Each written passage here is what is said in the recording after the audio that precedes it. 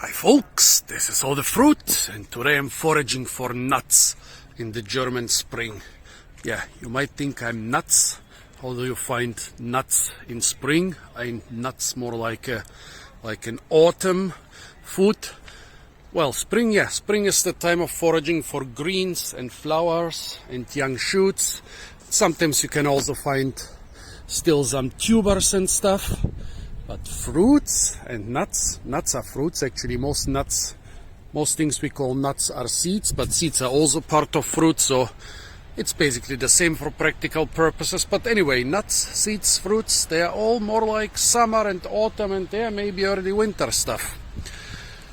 But amazingly enough, quite a good proportion of the nuts we have here, the nuts/seeds we have here in Germany, can actually be foraged throughout the winter and well into spring. Let's start in the botanic garden. Here we have a lot of conifers. Well, with conifers you have to be careful. The Pinaceae, or the pine family, basically all the seeds are edible. But if you go to the Taxaceae, the yew family, well, the seeds will kill you. Even just a couple seeds will kill you. So yeah, funny thing is the parakeets, which you hear from time to time, an invasive bird, they are quite okay with eating even the toxic yew seeds, but not us. Nope.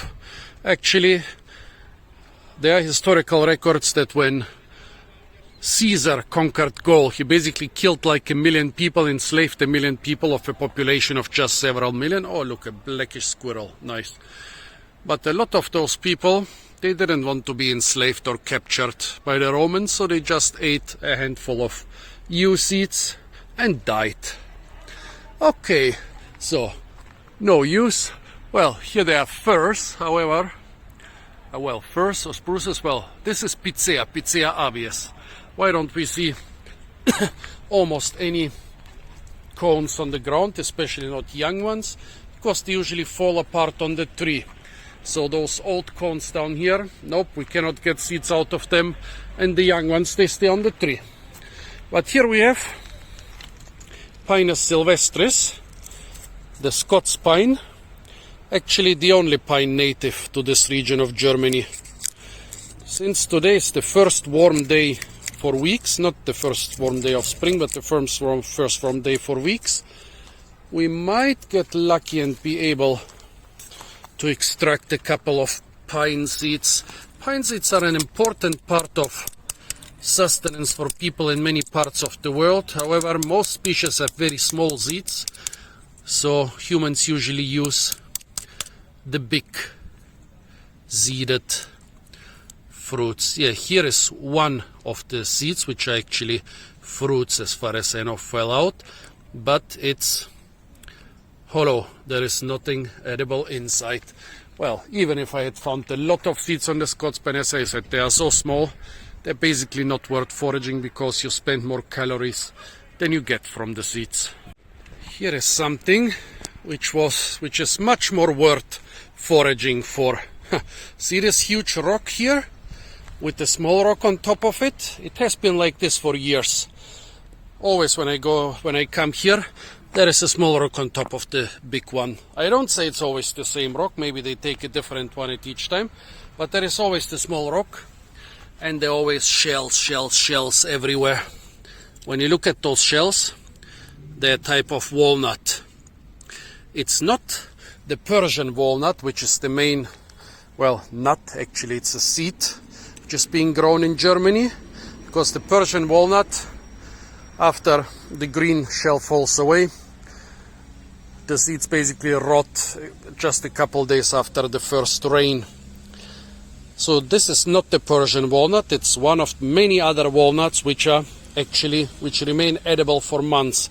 Actually, those remained edible well into July, and now we are April. Let's see if we find some.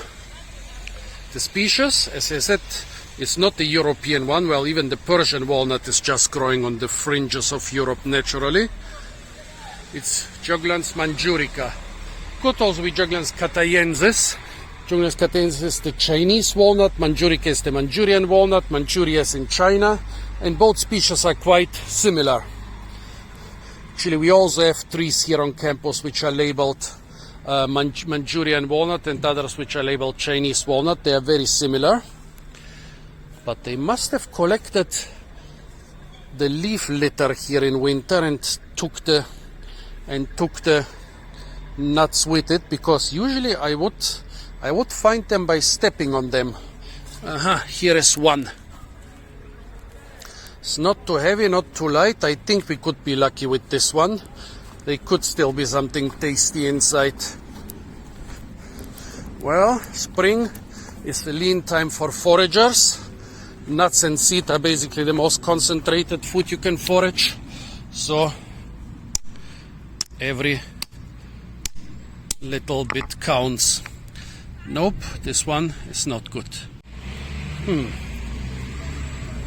Usually in spring and early summer, the area is covered with those walnuts. I think the squirrels have been busy. This has been a cold winter, and this one, I'm sure, is not good.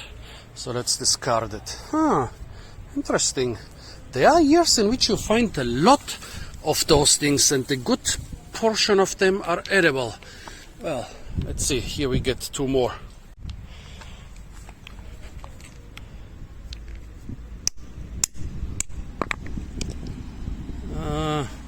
You can still see the seed inside, but it's rotten. Same thing. Interesting. Last year was very hot and dry, but the winter was quite harsh, and there are really very little fruits and seeds remaining and edible right now. I wonder why. I still haven't figured out which exact combination of summer and winter weather will provide you with the highest amount of still edible fruits and nuts in spring. But it seems this year is extremely meager. A couple years ago, when you look at my videos, I was able to find hundreds of edible and sometimes not so edible fruits and seeds in winter and well into spring. But the last 2 years have been crap. Here we are in the Pineatum, or conifer collection of the Botanic Garden. Actually, I haven't foraged for any conifer nuts in this corner of the Botanic Garden. Don't even know what I will be able to find here. Pinus nigra, another pine species with slightly bigger nuts. Oh, haha. May mushrooms. What was it? The Latin name was, I think, Calocibe gambosa. I don't even know. In Bulgaria we call them May mushrooms. In Germany, Maipilz. Yeah, the same name. I don't know what it's in English. It's April and it was very cold. Yeah, that's climate change for you. Despite being late April and the last weeks being really cold, the May mushrooms are out. I think I should go and forage at some really big populations of them. They're incredibly tasty, actually, and they appear only for a short time in spring. But here, despite finding lots of conifers, and there is even a little cone on this exotic one, which I cannot... Oh, Volemia nobilis! This is... Oh, Volemia nobilis is making cones here. This is this thing from the time of the dinosaurs, which was rediscovered in Australia recently. And look at that. It has male flowers and it has female flowers, and here we have the cones from last year. Well, actually not flowers, male cones, young female cones, and cones from last year. I have to check if Volemia nobilis is edible. Apparently right now it's too late for the ones from last year and too early for the new ones. But maybe I'm lucky. I wanted to do a general foraging video, but now I think trying to find nuts and seeds for foraging can actually get me a lot of new insights, so I'll focus on this. Here is a cedar. Cedar pollen is a superfood. Here are the cones falling apart on the ground. However, yep, the seeds should be right here, but nope, doesn't look good. As you can see, fruit foraging is also scarce. Here a couple tiny mummified barberries, but the European species, most of them are bitter and not really tasty. Stick to the Asian species, they are much better fruits. Podocarpus. I think Podocarpus had some good sized nuts. This tree is so young, I wonder if it even produces anything, and I have to check if they are edible and safe to consume. Classic is the almond. Usually you can forage the fruits throughout the winter and spring. The shell protects the seeds much better from rotting than the walnut shell. However, I don't see any on the tree. Usually the ones which stick on the tree are better in our climate. 99% of what is called almond around here is peach almond, but this seems to be the real almond. Well, there is another thing you can do. You can actually eat the young fruits. It's still too early for that. They are now on the market since March in the Turkish fruit shops, because of course in Turkey, with its sub-Mediterranean, well, with this Mediterranean coastal climate where they grow even avocados, mangoes and bananas, the almonds, they grow much earlier. So you could basically eat it like an unripe fruit right now. You could also eat it as a nut if you find some, but not on this one. I think I'll have more luck with the peach almonds. Right next to the almond is the only pistachio tree I know here, Pistacia vera. Although this is a female, I think it's being pollinated by the Pistacia terebinthus over there, by a wild pistachio species. Last year we had a very hot summer, so we had a very good pistachio harvest, and they are still sticking to the branches. Now the question is, are they still good? Well, one problem here is they are really tiny. I don't know if this is because this is just some wild variety and not a cultivar, or because of the pollination. But look at that, some of them have retained their color, some of their beautiful color which they had in autumn. Let's see. Tangy like a pistachio. This is the inside. But there is nothing inside. The inside seems to be quite well preserved. No signs of rot or mold, but also no signs of the tasty seed.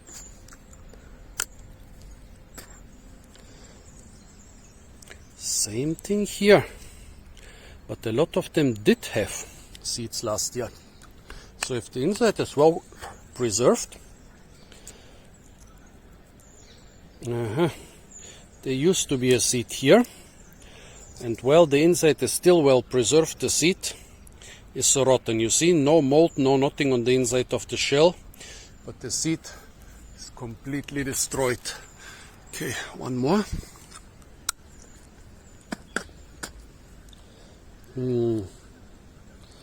Here a really tiny, not even a fully developed seed.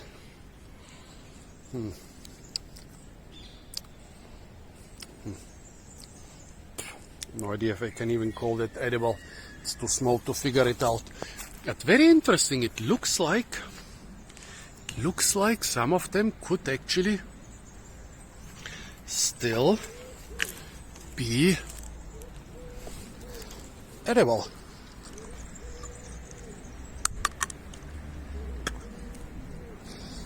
In the Canary Islands, I foraged for wild Atlantic pistachios in winter, but Canary Islands are subtropical. Germany is still temperate. Well, the inside of the shell seems to be extremely well preserved, even down to the bright color. The seeds, not so much. Pinus parviflora, the Japanese pine. At least I think that's what it is. has a 10 millimeter long seed, or what would it be, 0.4 inches, which is being foraged in Japan. Just one problem: wherever I've tried this in Europe, the seeds were hollow and didn't contain anything of interest. This is an old cone. Let's see if we find, here we even find a seed on the ground. They are also smaller than what they are supposed to be. Really tough. Oh, this one is really, I'm trying to break it with my teeth. It's pretty much impossible. It's so small and narrow. I think maybe this has nothing edible inside, but it's completely massive. Yeah, usually they're a bit thicker. Well, if I found one, maybe I'll find more. Oh, tiny one here. Now, the ones I found in previous years were bigger and hollow. But last summer was incredibly dry. So this Japanese pine maybe, instead of bigger hollow seeds, produce some tiny ones. Nah, nothing on this side. Let's see if we have more luck. Oh, those blackbirds. Just took me half an hour to get one out of the student canteen. They are everywhere here. A formerly very shy forest bird, now it lives everywhere around humans.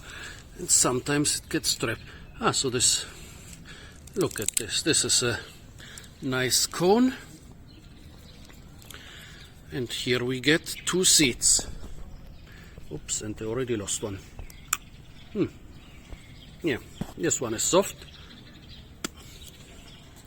Nothing edible inside. Same with this one. I wonder if it's a pollination issue. Another relative of the conifers is the ginkgo tree. And here we have a nice mix of male and female trees. This one is male. This one is female. And you know what that means? Lots of stinky fruits right between the hospital and the university campus. The fruits are edible. They're being eaten in Asia on a smallish scale. On a smallish scale because they smell and taste horribly of puke. Here you can actually see that there are still a couple fruits on the tree. I don't want those, firstly because they're a little bit too high, secondly because they're still smelly. The trick is to harvest them in spring, like February to April is a good time, especially near such paths.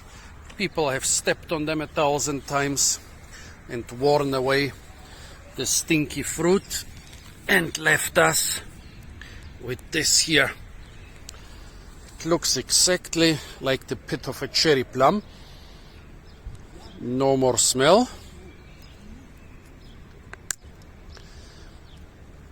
It cracks in 2. And inside, under a thin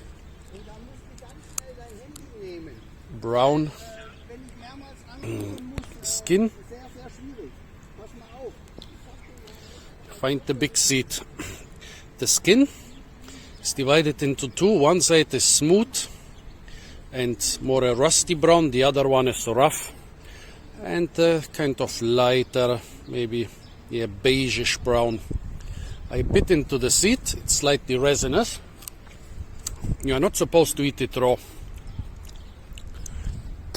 Yeah, resinous but also a bit bitter, not even a bit fishy.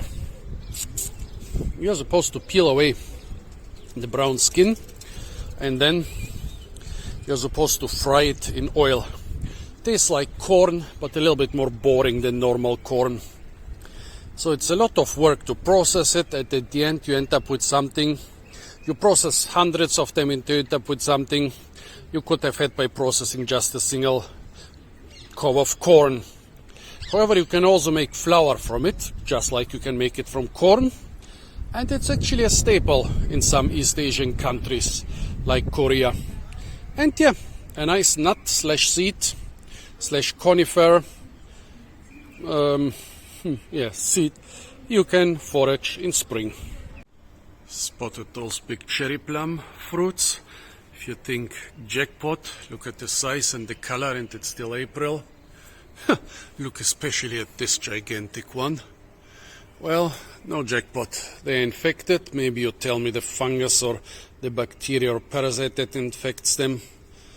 They will never have edible flesh or even a seed which you could actually forage and use as a bitter almond. Here is one which looks good. They are one of the few temperate fruits which are good when unripe. And this one, unfortunately, the seed is still so soft that you bite into the seed, and if you're not careful, you'll get the bitter seed. You don't want to eat the bitter seed out of hand. You use it rather like, oops, now I lost it, like a bitter almond when it's a bit more ripe. The tree hazel. A hazel, which is also a tree quite popular in landscaping in Germany. Not so popular for timber, although it produces really high quality, good sized timber, can get over a meter thick. And it's also almost completely unknown as a nut tree. They say this hazelnut has poisonous nuts. By the way, the hazelnuts are some of the very few true nuts, which we call nuts, because they are visible from the outside. This is the fruit. Well, actually, technically, the fuzzy stuff are the calyxes, and the fruits are the nuts. Pretty hard compared to other hazelnuts. Here liberated a piece of wood. The edible ones I found a couple days ago were just a couple 100 meters away from here. Maybe around 30% of those were good. However, here don't find a single good one. So maybe not all tree hazels are created equal. Well, this one doesn't even have rotten nuts. It seems that there were never real nuts inside those. So have to look for another tree hazel. The domestic pine or stone pine, one of the most iconic trees on the Mediterranean. When they are young, the crown is round like those here. When they get old, the crown gets the shape of an umbrella. It's not just one of the most iconic and symbolic trees of the Mediterranean. It's also been an important staple food of Mediterranean civilizations for thousands of years. See the cone over there? Here two much better visible ones. Very few cones on those trees. They should be okay with the drought in last summer. They are from the Mediterranean after all. In general, I find enough cones on domestic pines in Germany, but I've even found good-sized nuts but no seeds inside. It's a very fast-growing tree. 20 years ago people thought it's virtually impossible to grow it in Germany. Now look at the size of those. They are about 1.5 feet thick. Nice sized trees. Those two cones that are open, they might have opened with the warmer weather in spring, or they might have been open for months.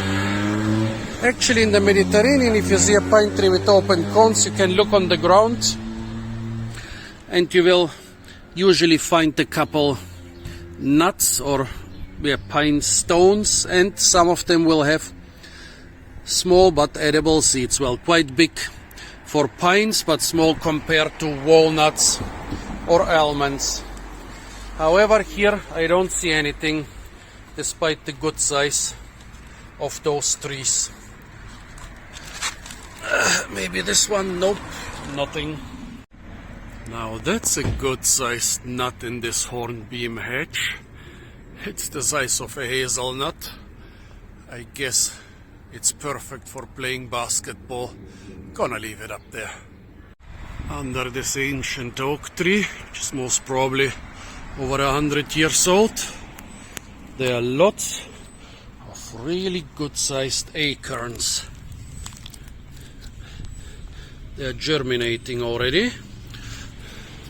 Acorns are full of starch and of course also fats and proteins and stuff. They are tightly packed with nutrients. They are of a good size. They can be found in giant amounts even now in April. I'm sure somebody has collected the litter and acorns here, but look at that. You can forage them by the ton.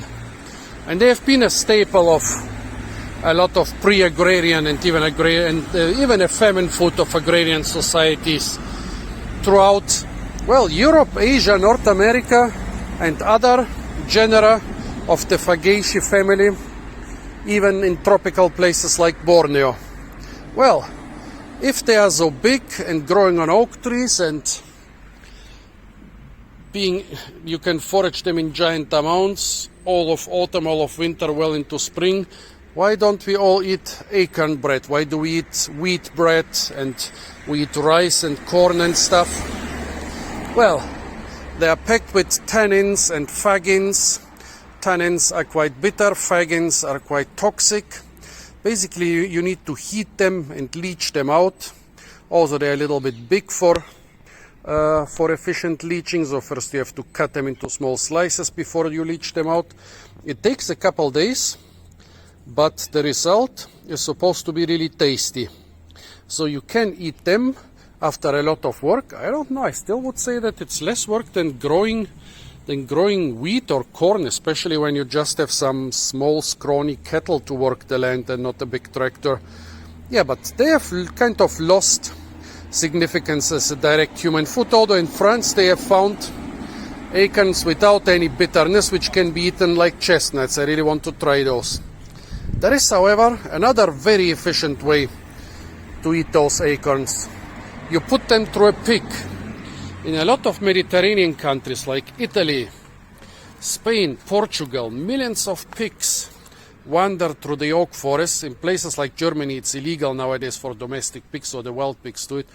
But millions of pigs are being raised that way, especially in the Mediterranean. And they produce really expensive ham, folks. And it's supposed to be really tasty and everything. I couldn't say I'm a vegetarian. But yeah, there is, so acorns are still being eaten on a gigantic scale in Europe, just after being put through a pick. But if you have enough patience to leach them out and to heat them, you can eat them fresh. Let's see, now in spring, it's possible that some of the tannins have been leached out. That's actually how a lot of plants germinate, after all the toxins are being leached out from the seed. Let's see. They're just bitter. Oh my. But there's just a trace of bitterness. It's more tart than bitter. I would say that most of the bitterness has been leached out through the last couple months, but most of the tartness has remained. Still, that leaching seems to be enough for that stuff to germinate. Another closely related Fagaceae tree, which was being used a lot for its nuts, or seeds in that case, is the beech. In this case here a couple of really magnificent old, especially the one in the background with the birdhouse, old blood beeches with red leaves. It seems like their seeds are even more toxic than the oak acorns. They were used a lot as famine food and for oil. Here they are. My mother remembers that they ate them a lot as children in Bulgaria and the Balkans in the 50s and 60s. And they would also collect them for oil. However, they are not as durable as acorns. In good years the ground can be covered with the fruits, but it seems that all the seeds have completely rotted. Well, some must have survived till the spring for germination. However, here I don't see a single germinated ones. Actually, the seedling is also very tasty. It tastes like sorrel, but I don't see a single seedling, so maybe because of the harsh... here is one single seedling. This grass will be cut anyway, so I'm basically eating the seed in its, well, more mature stage. Yeah, it's already a bit tough and not sour anymore. A couple of weeks ago it would have been tastier. But yeah, only one seedling and a lot of bad beech nuts. It seems that last summer most of them didn't develop quite well because of the drought. Beeches are a plant of much more cooler temperate climate than oaks in general, so beeches suffer a lot more in dry summers. Let's check out the walnuts in here. Well, this is in a fancy area where you shouldn't break into mansions and even into their gardens, but fortunately, despite written here, no entry for unauthorized personnel, it's a building of the state. And in this case I'm authorized because I'm responsible for the conservation here. My job here are mostly the orchids, but now we're gonna get to the walnuts. The Persian walnut, which in North America is called the English walnut because, well, in the 13 colonies those walnuts came from England, in contrast to all the other ones which are native to North America. But it's not native to England either. Oh, the parakeets are on the next tree. Yeah, we're gonna check out this one too. Well, anyway, the Persian walnut, it really is native to Persia, but it's quite common throughout temperate areas, especially in Europe. Europeans, for some reason, they don't grow all those North American and Asian walnuts for the nuts, only for timber. The problem is in this case the parakeets have opened them. This is not the work of a squirrel. Yeah, shut up, I'm talking about you, mother lovers. Well, this is not the work of a squirrel or a woodpecker. This is the work of a parakeet, just cracked violently with brute force, not with skill. Well, the problem is those things, even if they were not cracked by the parakeets, most of them don't survive the first rain. I think the wild, primitive, small, hard walnut fruits, they might survive longer, but not the big cultivars. I've only once found a walnut which was still intact in spring, and it was germinating, and it was one of the most vile things I've eaten in my life. I puked after eating it because my body just wanted to get... Well, no, I didn't eat it. I tasted it, spit it out, and then started puking. Really, I've eaten thousands of different fruits and seeds, and this walnut was one of the most vile things. So even if I find one now, some must survive to spring because those walnuts are invasive. So some of those nuts, despite everything, must survive till spring. And here it seems some of them look pretty intact inside, but where do they come from? I've rarely seen something like that. If they are that intact inside and dry and everything, they should still be good, but how come they show up here? Why are they in such good condition? They look like they would be still edible. Well, the people in this institute, in this university department, they are very nature friendly. I guess they might have collected the walnuts and then brought them out months later for the squirrels. And then the parakeets got them. That's all parakeet traces. No squirrel opens the nuts like this. And look at those bugs. They sure like nuts and seeds. They mostly live on the small nuts of the lime or linden tree, but the big walnut is a feast for them. I also want a feast for myself, but here you are. This one is still intact. Visited by the end. Yeah, by intact I meant unbroken. Inside it nothing is intact. Yeah, pity. Can you imagine they might have put them out there for the squirrels to forage them, to tell them that the parakeets have gotten them all. Talking of the devil, well, the parakeets were in this tree. If the parakeets are in this tree, there is something worth foraging up there. Well, it could be toxic or unpalatable to humans, but the amount surely is good enough for a whole gang of parakeets to be up here. Fortunately, they left, or I would have to scream. So what do we have up there? Very young leaves and fruits. Let's see what they threw down here. Fruits. Fruits consists of two parts, the wing and the part where the seed is located. Oh yeah. Yeah, the seed is already of a good size. This is a totally out of season thing. I think this is again the American Acer Zacharinum. Last year I found ripe Acer Zacharinum fruits in May. It's one of the sugar maples of North America. See here, the parakeet bit off this one, but then it let it drop. And here it's a good size, not completely ripe. Tasty seed. Totally out of season, but seems that Zacharinum does it from time to time. Amazing. Ain't it amazing how many nuts you can forage in spring?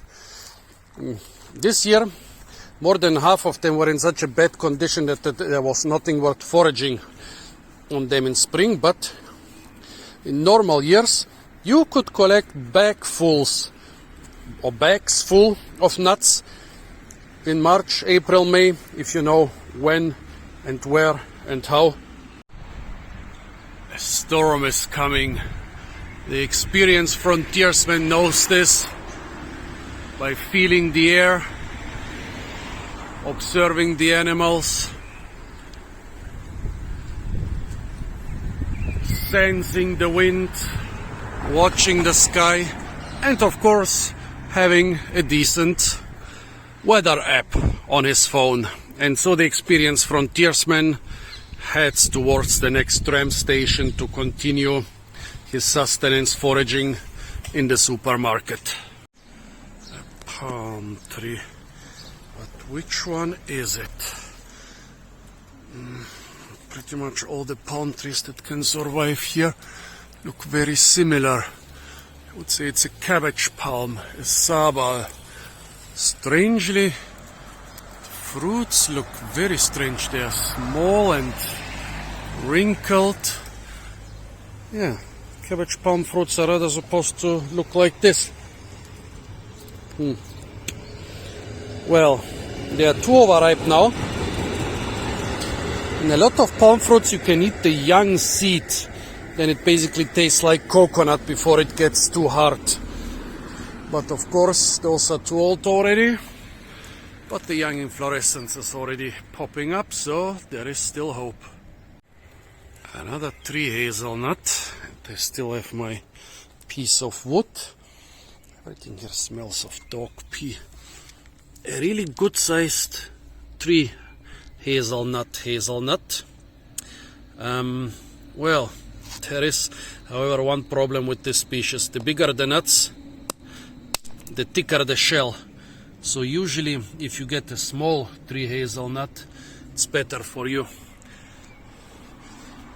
First time I foraged tree hazelnuts, I collected the big nuts, and then I realized that, yeah, this was a waste of space, but yeah.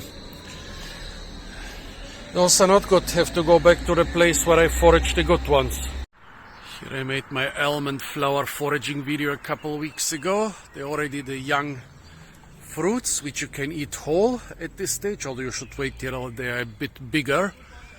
However, there are almonds on the trees. This year in the front is a rare true almond, which was grown on a big scale in this part of Germany 100 or 200 years ago, but now it's very rare. What you find everywhere by the thousands is this here, the peach almond. Well, there is one feature of the peach almond which could benefit us now.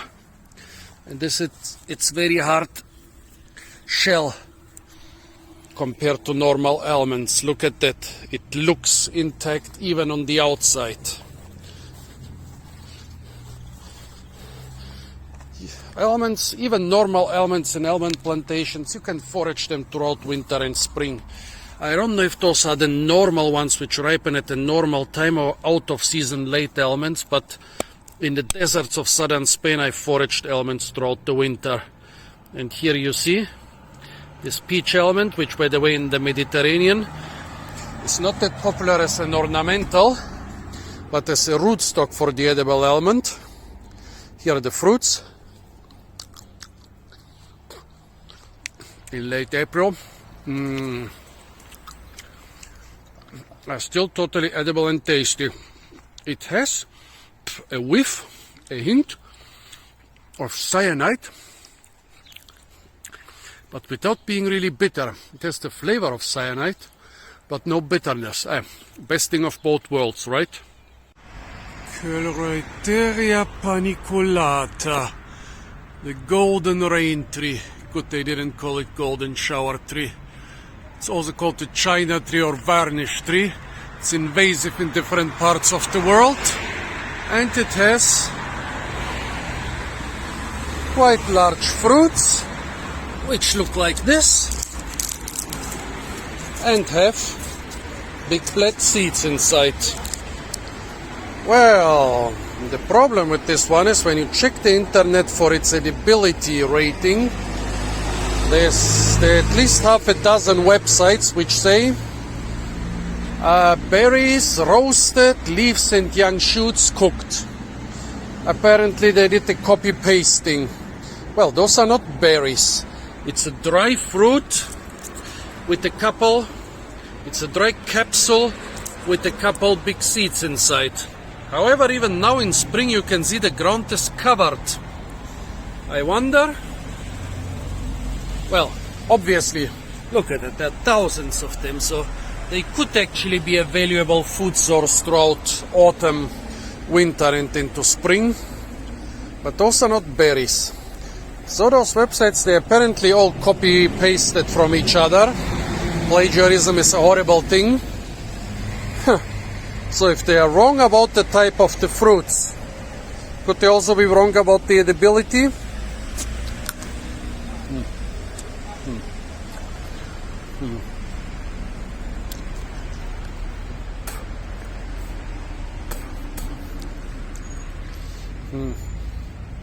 At the beginning it tastes like wood or any normal seed, but then it becomes kind of bitter, and then here by the way, yeah, it is invasive. Climate change made it invasive even in Germany. Well, it gets bitter and a bit astringent, and also makes you, well, it's literally mouth-watering, what's not a good thing. It makes you produce so much spit so that you can get rid of its last traces.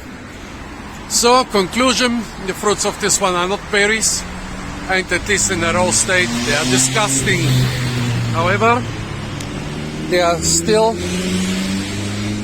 there and probably as good or as bad as they were in autumn.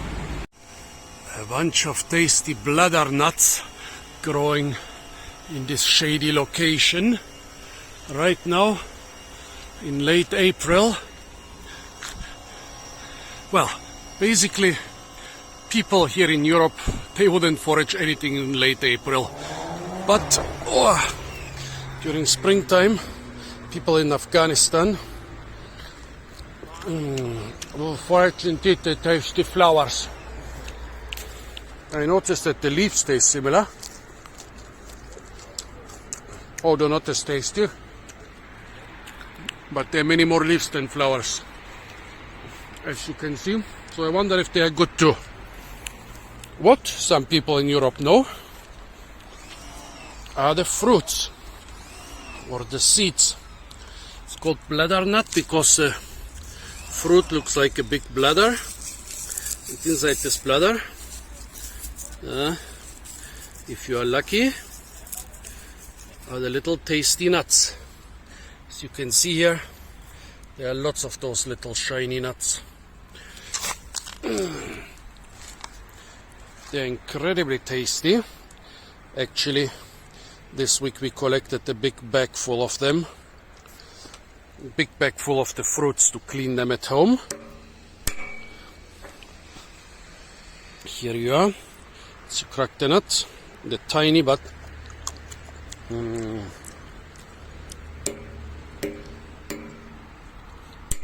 tiny but tasty seed is inside.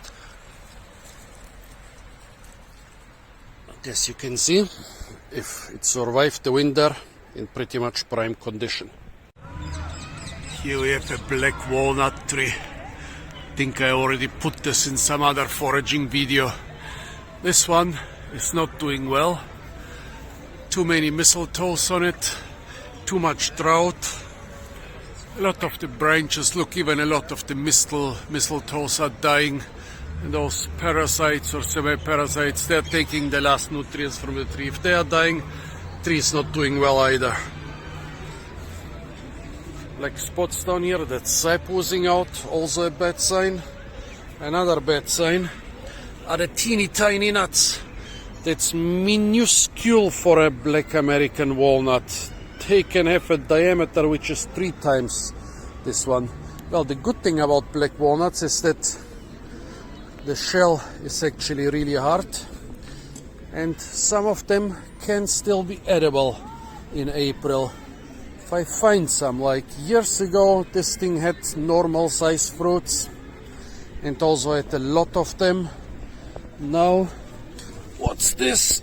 Another half fruit, half a peach almond. Yeah, over there, the small tree is a peach almond. But yeah, not much luck with this tree. And right now I don't know where to find another black walnut nearby. I have foraged them in spring. Sometimes the seeds are still good, but not on this one, it seems. Almost 2 weeks later, I'm back at the same spot where I found the well-preserved 3 hazelnuts. So we had 3 other locations where they were not edible anymore. But here, as you can see,